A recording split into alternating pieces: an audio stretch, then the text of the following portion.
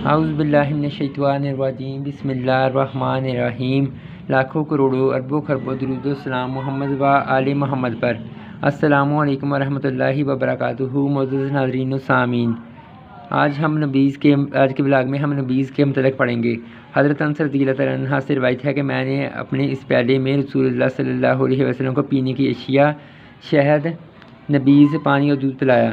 مسلم شریف، مشکوہ شریف۔ حضرت عائشہ صدیقہ رضی اللہ عنہا سے روایت ہے کہ ہم ایک مشکیزہ میں حضور سرور عالم صلی اللہ علیہ وآلہ وسلم کے لیے نبیذ بناتے تھے۔ اوپر کی طرف مشکیزے کا منہ بنا کر دیا کرتے تھے اور نیچے اس کا دہانہ تھا۔ ہم صبح اس میں نبیذ ڈالتے تو سرور کائنات فخر موجودات صلی اللہ علیہ وآلہ وسلم رات کو پی لیتے، اگر رات کو ڈالا جاتا تو صبح نوش فرما لیتے۔ نبیذ بنانے کا طریقہ یہ ہے کہ منقہ یا کھجور کوٹ کر پانی میں ملا کر رکھ دیتے ہیں تاکہ پانی میٹھا ہو جائے۔ اگر بالحاظ موسم 1-2 روز رکھا جائے تاکہ شیرنی سے لب چپکنے لگیں تو اسے نبیذ کہتے ہیں۔ اگر فوراً بنا کر پی لیا جائے تو اسے نکی کہتے ہیں۔ اگر تیز ہو جائے تو اسے مکروہ ہے، اگر کف یا جاگ اٹھ جائے تو حرام اور خمر ہے۔ استغفر اللہ۔ ستو۔ حضرت سعید بن نعمان رضی اللہ عنہ جو کہ صحابہ شجرہ میں ہیں فرماتے ہیں کہ رسول مقبول صلی اللہ علیہ وسلم اور آپ کے صحابہ کے پاس ستو لائے گئے، انہوں نے ان کو پانی میں گھول کر نوش فرمایا۔ بخاری شریف۔ موزت۔ پینے کا طریقہ۔ حضرت انس رضی اللہ عنہ سے روایت ہے کہ رسول اللہ صلی اللہ علیہ وسلم پینے کے دوران 3 مرتبہ سانس لیتے تھے۔ بخاری شریف، مسلم شریف۔ مسلم شریف میں اتنا زائد ہے کہ حضور رحمت عالم صلی اللہ علیہ وسلم نے فرمایا، اس طرح پینا خوب سیر کرتا ہے اور صحت کے لیے مفید اور خوشگوار ہے۔ مشکوہ شریف۔ حضرت ابن عباس رضی اللہ عنہ سے مروی ہے کہ رسول اللہ صلی اللہ علیہ وآلہ وسلم نے برتن میں یعنی کوئی چیز پیتے وقت برتن منہ سے جدا کیے بغیر سانس لینے اور پھونک مارنے سے منع فرمایا۔ ابو داؤد، ابن ماجہ، مشکوات۔ حضرت سیدنا ابن عباس فرماتے ہیں کہ رسول اللہ صلی اللہ علیہ وسلم نے فرمایا، ایک ہی سانس میں پانی نہ پیو، بلکہ جیسا کہ اونٹ پانی پیتا ہے، بلکہ 2 یا 3 سانس۔ بنے ہوئے جو کہ آٹے کو پانی میں گھول کر پینا ستو کہلاتا ہے۔ علماء طب کے نزدیک جو کی تاثیر سرد خشک ہے، اس میں نشاستہ نائٹروجنی مادہ لوہا اور فاسفورک ایسڈ پایا جاتا ہے۔ کتاب المفردات میں ہے کہ یہ خون کے جوش کو تسکین دیتا ہے، پیاس اور گرمی کے بخارات کی شدت کو روکتا ہے، پیشاب کھول کر لاتا ہے اور مواد کو پختہ کرتا ہے، جو کہ روٹی کے موٹاپے کا اصلی علاج ہے۔ بخار کے مریضوں کو ہلکی غذا کے طور پر آش پر جو دیتے ہیں۔ اصحاب شجرہ سے مراد وہ صحابہ ہیں جنہوں نے صلح حدیبیہ کے دن درخت کے نیچے دستے اقدس پر بیعت کی۔ ایک ہی سانس میں پانی نہ پیو، بلکہ جیسا کہ اونٹ پیتا ہے، بلکہ 2 یا 3 سانسوں میں لے کر پیو۔ جب پیو تو بسم اللہ شریف پڑھو اور جب برتن سے منہ جدا کرو تو الحمدللہ کہو۔ ترمذی شریف۔ جب حضرت ابو سعید خدری رضی اللہ عنہ فرماتے ہیں کہ رسول اللہ صلی اللہ علیہ وسلم نے پیالی کی ٹوٹی ہوئی جگہ سے پینے اور پینے کی چیز میں پھونک مارنے سے منع فرمایا۔ ابو داؤد، مشکوہ شریف۔ حضرت ابو سعید خدری رحمۃ اللہ سے ہی مروی ہے کہ رحمت عالم صلی اللہ علیہ وسلم نے مشک کا دہانہ موڑ کر یعنی مشکیزے سے منہ لگا کر پانی پینے سے منع فرمایا۔ صحیح بخاری، صحیح مسلم، ترمذی۔ سنن ابن ماجہ میں روایت حضرت ابن عباس سے رضی اللہ عنہ سے مروی ہے کہ اس میں یہ بھی ہے کہ رسول مقبول صلی اللہ علیہ وسلم کے منع فرمانے کے بعد ایک شخص رات کو پانی پینے کے لیے اٹھا، مشک کا منہ کھولا تو اس میں سانپ تھا۔ استغفر اللہ۔ سنن ابن ماجہ۔ حضرت انس بن مالک سے روایت ہے کہ رسول اللہ صلی اللہ علیہ وسلم نے کھڑے ہو کر پانی پینے سے منع فرمایا۔ بخاری شریف، مسلم شریف۔ حضرت ابن عباس رضی اللہ عنہ فرماتے ہیں کہ میں ایک ڈور میں آب زمزم لے کر رسول اللہ صلی اللہ علیہ وسلم کی خدمت فیض میں حاضر ہوا، حضور سرور کائنات نے اسے کھڑے ہو کر نوش فرمایا۔ صحیح بخاری، صحیح مسلم۔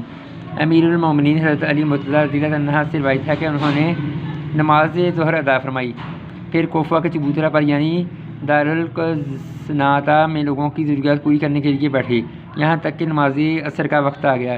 پھر آپ کے پاس وضو کے لیے پانی لایا گیا، آپ رضی اللہ عنہ نے نوش فرمایا، پھر آپ نے منہ اور ہاتھ دھوئے، پھر راوی نے سر اور پاؤں کا ذکر کیا، پھر حضرت علی مرتضیٰ رضی اللہ عنہ کھڑے ہوئے اور وضو کا بچا ہوا پانی کھڑے ہو کر نوش فرمایا، اور فرمایا کچھ لوگ کھڑے ہو کر پانی پینا پسند نہیں کرتے، بے شک حضور سرور کائنات صلی اللہ علیہ وسلم نے ایسا ہی کیا جس طرح کہ میں نے کیا ہے۔ صحیح بخاری، مسلم۔ علماء کرام اللہ تعالیٰ ان کے درجات بلند فرمائے، ان روایات کی طرح اس طرح مطابقت فرماتے کہ آب زمزم اور آب وضو کھڑے ہو کر پینا مستحب ہے، باقی پانی بیٹھ کر پینے چاہیے، اور حضرت علی مرتضیٰ کے فرمانے کا یہی مطلب ہے کہ ہر پانی کھڑے ہو کر پینا منع نہیں ہے۔ حضرت شیخ موکل شاہ عبدالحق محدث دہلوی رحمۃ اللہ علیہ فرماتے ہیں کہ سب حدیثیں صحیح ہیں، ان میں جمیع التطبیق اس طرح ہے کہ کھڑے ہو کر پانی پینا خلاف اولا ہے، اور رسول مقبول صلی اللہ علیہ وآلہ وسلم کا عمل بیان جواز کے لیے ہے اور شارع علیہ السلام کے لیے جائز ہے۔ بیان جواز کے لیے ایسے فعل کو اختیار فرمائیں۔ کچھ آگے جا کر تحریر فرماتے ہیں، مقتضائے کلام یہ ہے کہ کھڑے ہو کر پینے کو اپنی عادت نہ بنائیں، اور کبھی بھی ضرورت کے تحت کھڑے ہو کر پانی پی لیا تو ممنوع نہ ہوگا۔ برتن ڈانپنا۔ حضرت جابر رضی اللہ عنہ سے روایت ہے کہ رسول اللہ صلی اللہ علیہ وسلم نے فرمایا، جب اول شب ہو، یہاں فرمایا کہ ساری شام تم اپنے بچوں کو گھروں میں بند کر دو، یعنی کہ گھر سے باہر نہ نکالو، کیونکہ اس وقت شیطان پھیل جاتے ہیں، اور جب رات کا کچھ حصہ گزر جائے تو بچوں کو چھوڑ دو، یعنی باہر نکلنے کی اجازت دے دو۔ جب دروازے بند کرو تو بسم اللہ شریف پڑھو، کیونکہ شیطان ایسا دروازہ نہیں کھولتا۔ اپنی مشکوں کے منہ باندھ دو اور بسم اللہ پڑھو۔ بسم اللہ پڑھ کر اپنے برتن ڈانپ لو، اگرچہ برتن پر چڑھائی کی جانب کوئی چیز لکڑی وغیرہ ہی رکھ دو، اپنے چراغ بجھا دو۔ بخاری شریف کی ایک دوسری روایت میں ہے کہ برتن ڈانپ دو، مشکوں کا منہ بند کر دو۔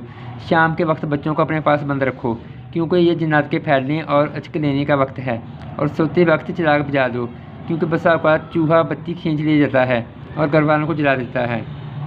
اللہ حضور رحمت عالم صلی اللہ علیہ وسلم کی اپنی امت پہ شفقت ملاحظہ فرمائیے کہ کیسے حکیمانہ انداز میں نصیحت فرمائی کہ ساری شام بچوں کو باہر نہ نکالو، کیونکہ وہ شیاطین کے پراگندہ ہونے اور بلیات کے نزول کا وقت ہے۔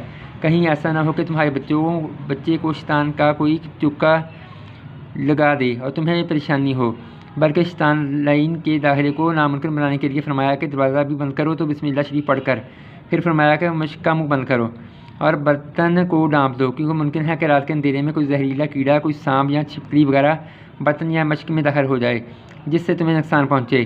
چراغ بجھانے کی حکمت یوں بیان فرمائی کہ چوہا شیطان کے بگڑانے سے چراغ کی بتی جو اس زمانے میں روغن زیتون یا چربی سے جلائے جاتے تھے کھینچ لے جاتے ہیں، جس سے آگ لگانے کا اندیشہ ہوتا ہے۔ حضرت سیدنا ابن عباس رضی اللہ عنہ کی حدیث جسے ابو داؤد نے ذکر فرمایا ہے، اس میں ایک بار سید عالم صلی اللہ علیہ وسلم ایک بوریے پر تشریف فرما تھے کہ اچانک چوہا ایک جلتی ہوئی چراغ کی بتی کھینچ لایا اور بوریے پر ڈال دی، جس سے 1 درہم کے برابر بوریہ جل گیا۔ حضور نبی کریم صلی اللہ علیہ وسلم نے فرمایا، سونے سے قبل چراغ بجھا دو، کیونکہ شیطان ایسے موذی جانور کو ایسے کام کی ترغیب دیتا ہے، وہ تم کو جلا دیتا ہے۔ سنن ابن داؤد۔ آج کا ولاگ یہیں پہ ختم کرتے ہیں۔ تمام معزز ناظرین و سامعین سے پوری درخواست ہے کہ برائے مہربانی ویڈیو کو لائک، شیئر اور چینل کو سبسکرائب کر دیں۔ اللہ پاک آپ کو اپنے حفظ و امان میں رکھے۔ انشاءاللہ پھر اگلے ولاگ میں ملیں گے، تب تک کے لیے اجازت دیجیے۔ اللہ حافظ۔